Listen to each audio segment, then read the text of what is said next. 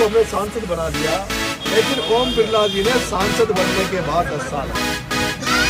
ओम बिरला जी ने सांसद बनने के बाद 10 साल में कोटा के लिए क्या किया?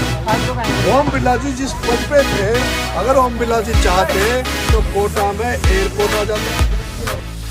कोटा में IIT आ जाता। ओम बिरला जी चाहते तो कोटा में एम्स आ जाता।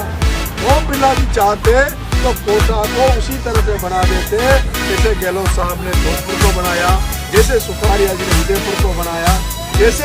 राजधानी जयपुर है। उसी तरह अगर ओम बिरला चाहता तो वो कोटा को भी एक नया कोटा बना देता। लेकिन आज जो कोटा जो सुंदर दिखता है, जो बिना लाल बत्ती का दिखता है, उसको भी बनाने में किसी का हाथ दो, कांग्रेस पार्टी के शांति धारीवाल का हाथ है, ओम बिरला का उसमें कोई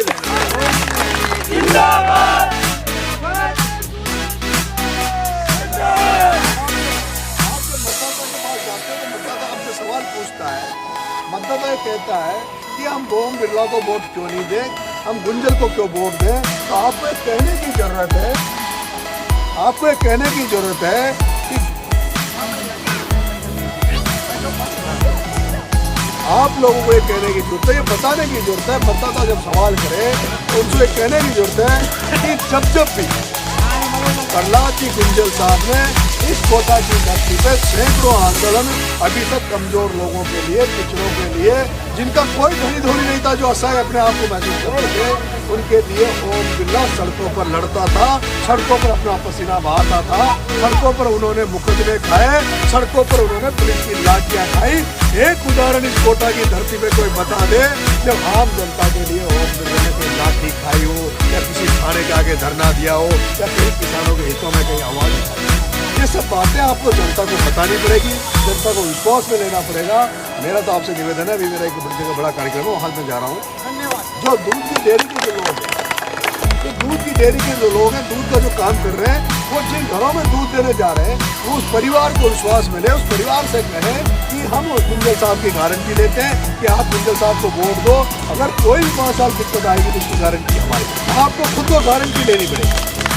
आपको खुद गुंजल साहब बनना पड़ेगा। चाहे आप चाय की तली पे बैठे हैं, चाहे जो दुकान लगाते हैं, आज के बाद अगर दुकान आपकी दुकान है, वहाँ कोई ग्राहक आ रहा है, तो उस ग्राहक को भी आपको संतुष्ट करते हुए उनसे निवेदन करना है, अपील करना है। हम लोगों के पास समय कम बचा है, चुनाव बहुत बड़ा चुनाव है, ऐतिहासिक चुनाव है। अगर मैं आपसे इतना सा निवेदन करना चाहता हूँ कि अगर प्रहलाद जी गुंजल का चुनाव जीतते हैं तो ये मान लीजिए भारत में नई राजनीति का उदय होगा, जहाँ पर कमजोर लोगों के लिए लड़ाई लड़ी जाएगी, किसानों की लड़ाई लड़ी जाएगी। इस तरह से आज कोटा में लाखों बच्चे जो कोचिंगें कर रहे हैं, उनके माँ बाप अपना पेट काट कर उनको पढ़ाने के लिए मेहनत की कमाई को उन बच्चों के लगाते हैं। लेकिन आज दिन तक एक भी नेता कोटा में ये नहीं बोला कि उन बच्चों की कोचिंगों में फीस माफ होनी चाहिए। मैं आपसे वादा करता हूँ, अगर प्रहलाद गुंजल चुनाव जीतेगा तो ये पक्का मान लो किसानों के लिए और वो जो लाखों बच्चे जो यहाँ पढ़ते हैं उनकी छात्रवृत्ति के लिए, कोचिंगों में उनको फीस में रियायत दिलाने के लिए हम सब लोग मिलकर आंदोलन करेंगे। आपको बहुत